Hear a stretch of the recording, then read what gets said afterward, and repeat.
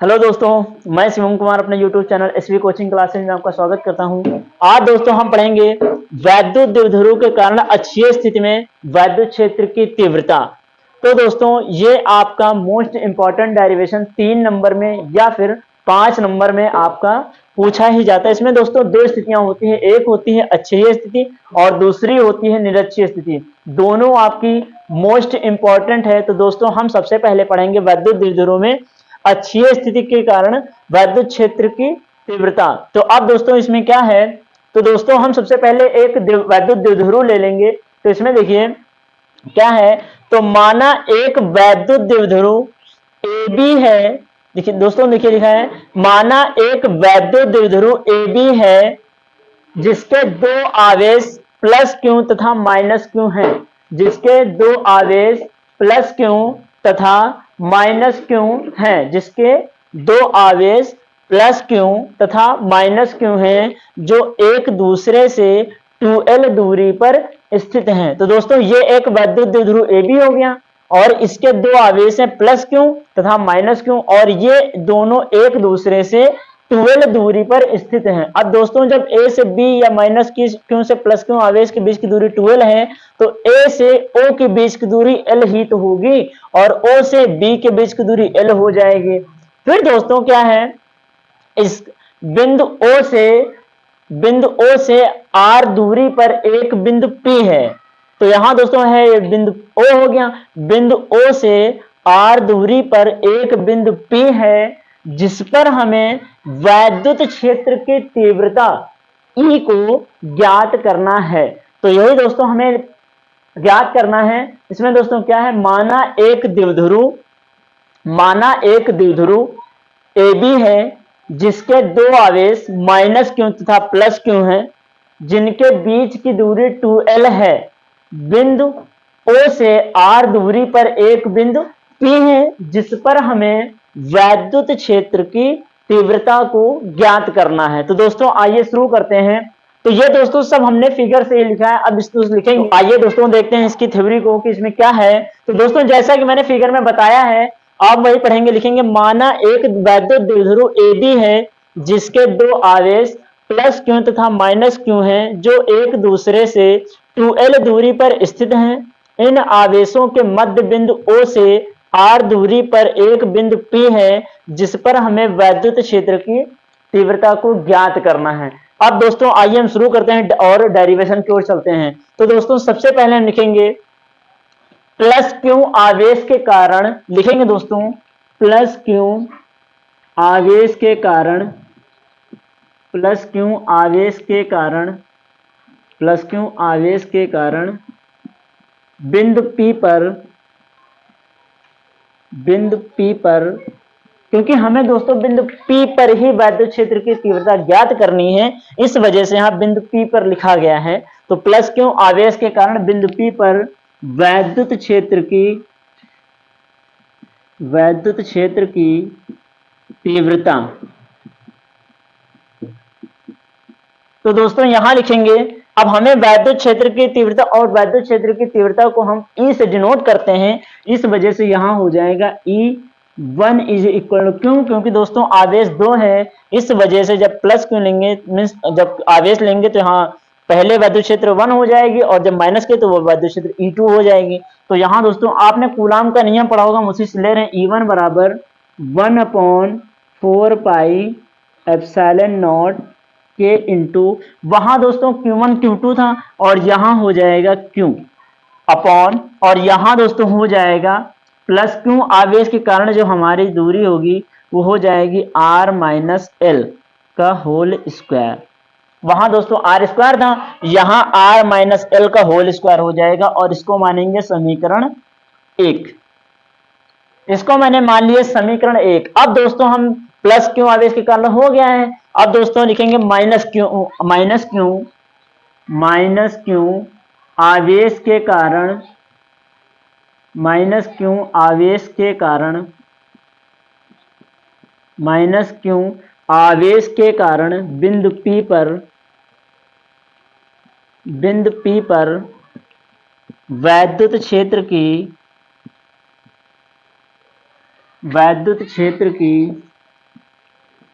तीव्रता। तो यहां भी दोस्तों हमें अब यहां पर E1 था, यहां हम ले लेंगे E2। E2 बराबर यहां भी हो जाएगा 1/4πε0 के इंटू क्यू अपॉन, दोस्तों यहां R माइनस एल था। इस दोस्तों इसकी ट्रिक क्या है, यहां प्लस है तो यहां माइनस लगा देंगे, और यहां माइनस है तो यहां प्लस हो जाएगा। ये हो जाएगा R प्लस एल का होल स्क्वायर, और ये हो जाएगा समीकरण 2। ये दोस्तों पावर ही है ऐसे। तो ये हो जाएगा E1 बराबर, प्लस में हो जाएगा E1 बराबर 1/4πε0 के into Q upon R minus L का होल स्क्वायर। समीकरण 1 हो गई, माइनस क्यू आवेश के कारण हो जाएगा E2 बराबर 1/4πε0 के into Q upon R plus L का होल स्क्वायर। समीकरण 2। आप दोस्तों इसके स्क्रीनशॉट ले लीजिए, फिर हम चलते हैं आगे की ओर।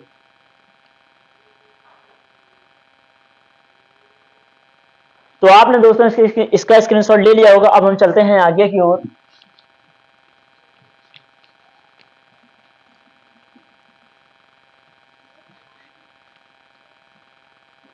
अब दोस्तों हम चलते हैं आगे की ओर और इसको लगाते हैं और सॉल्व करते हैं। तो दोस्तों यहां हम लगाते हैं, इसको दोस्तों हम सॉल्व करेंगे और यहां लिखेंगे परिणामी तीव्रता।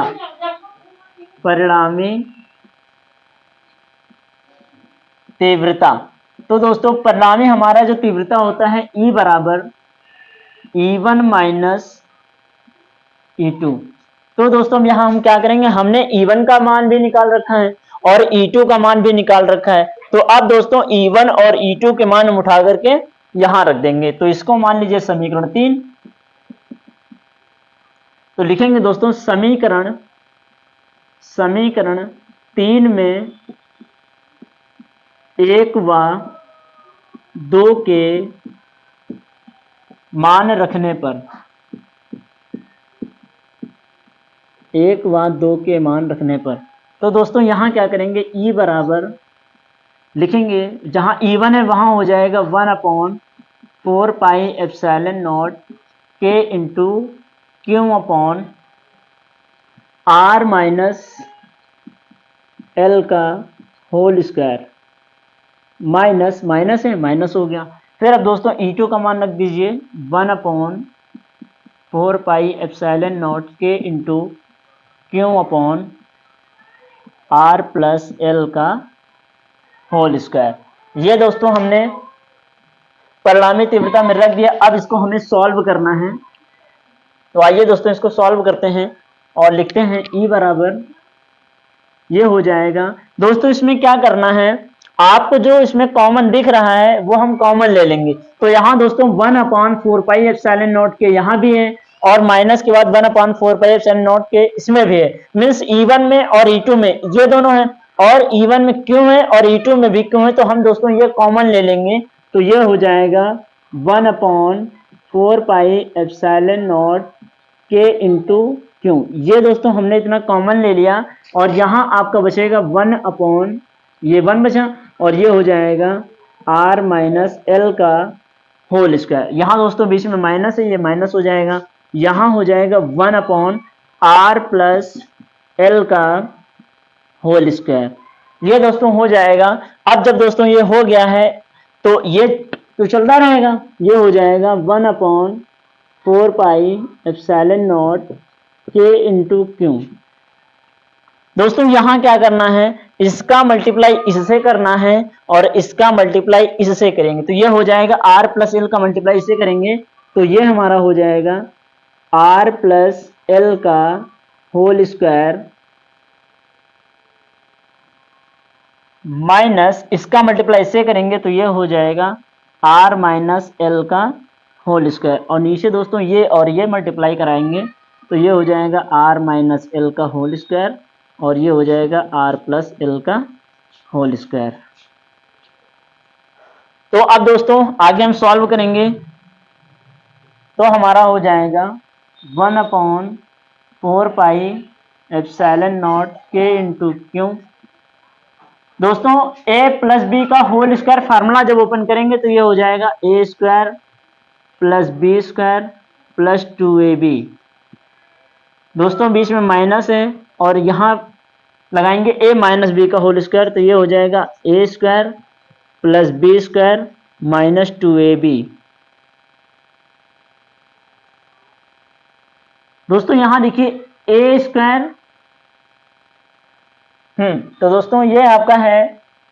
अब इसमें हम क्या करेंगे, r माइनस एल का whole square, r plus L का होल स्क्वायर, तो यहां दोस्तों लिख देंगे, हम इसको लिख सकते हैं R square plus minus minus हो जाएगा और ये हो जाएगा एल स्क्वायर और इसकी पावर हो जाएगी स्क्वायर।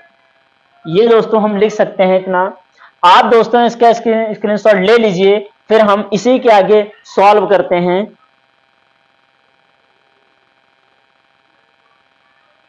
तो आपने दोस्तों इसका स्क्रीनशॉट ले लिया होगा, फिर हम चलते हैं आगे की ओर और सॉल्व करते हैं।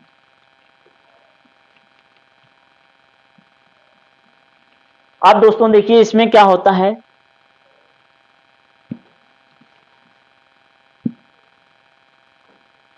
लिखेंगे 1/4 पाई एप्सिलॉन नॉट के इंटू क्यू।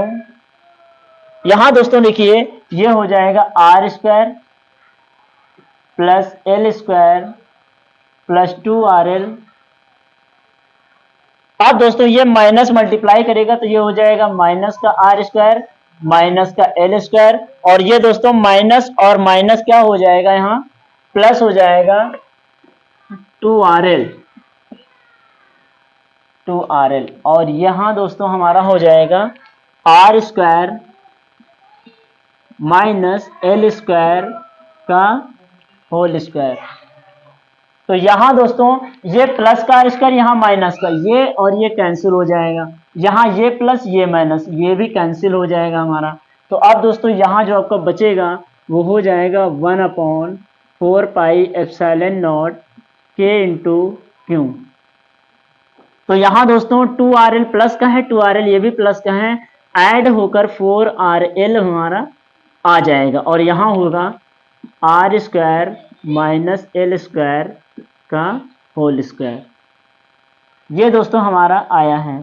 अब हम दोस्तों आगे सॉल्व करेंगे 1/4 पाई एप्सिलॉन नॉट के इंटू क्यू, और दोस्तों हम 4RL को तोड़ लेंगे 2R इंटू 2L में, या 2L इंटू 2R में। इसको दोस्तों हम ऐसे भी लिख सकते हैं और 2R इंटू 2L ऐसे भी लिख सकते हैं। 2 2 4 हो जाएगा और L और R, तो RL लिखिए या LR लिखिए, वही है सेम। तो यहां दोस्तों अब हम लिखेंगे R स्क्वायर की पावर स्क्वायर। क्यों? क्योंकि दोस्तों जो आपका जो L है वो बहुत ही, जो दोस्तों आपका L है वो R से बहुत ही कम है, मीन जो L का मान है वो R की अपेक्षा बहुत ही कम है। इस वजह से हम L को नगण्य मान लेते हैं। तो दोस्तों जब L को नगण्य मान लेंगे तो L का मान 0 के बराबर हो जाएगा। तो यहां दोस्तों आपका सिर्फ R बचेगा, तो R की पावर स्क्वायर और ये स्क्वायर और ये स्क्वायर, तो दोस्तों ये स्क्वायर हो गया, फिर उसके ऊपर ये स्क्वायर हो गया। तो यहां दोस्तों अब इसको जब सॉल्व करेंगे तो हमारा आएगा 1/4 पाई एप्सिलॉन नॉट के इंटू, अब दोस्तों क्यू इंटू 2L जो आपका है, क्यू इंटू 2L, तो दोस्तों ये फार्मूला होता है, क्यू इंटू 2L जो फार्मूला होता है वो होता है वैद्युत द्विध्रुव आघूर्ण का फार्मूला, और ये होता है वैद्युत द्विध्रुव आघूर्ण जिसको हम कहते हैं P। तो दोस्तों Q इंटू 2L बराबर P, तो यहां दोस्तों आपका Q इंटू 2L लिखा है, वहां पर हम लिख सकते हैं P, तो ये हो जाएगा P इंटू 2R, और ये दोस्तों हो जाएगा R की पावर 4। ये दोस्तों आपका हो गया है R की पावर 4, तो ये दोस्तों आपका हो जाएगा 1/4 पाई एप्सिलॉन नॉट के इंटू, ये दोस्तों आपको देखिए अब यहां क्या है दोस्तों, यहां R है और यहां R की पावर 4 है, R से R कैंसिल कर देंगे तो यहां आपका बचेगा 2 इंटू P, तो ये दोस्तों हो जाएगा 2P, और यहां दोस्तों R क्यूब बचेगा। तो ये दोस्तों हमारा ई के बराबर था, तो ये हो जाएगा ई बराबर 1/4 पाई एप्सिलॉन नॉट के इंटू 2p/r³। यही दोस्तों हमें प्रूव करना था। और दोस्तों जो ई है इसका मात्रक होगा न्यूटन प्रति कूलाम। तो दोस्तों एक ये हो गया है, और दूसरा हमारा जब हम लिखेंगे दोस्तों, यदि माध्यम वायु या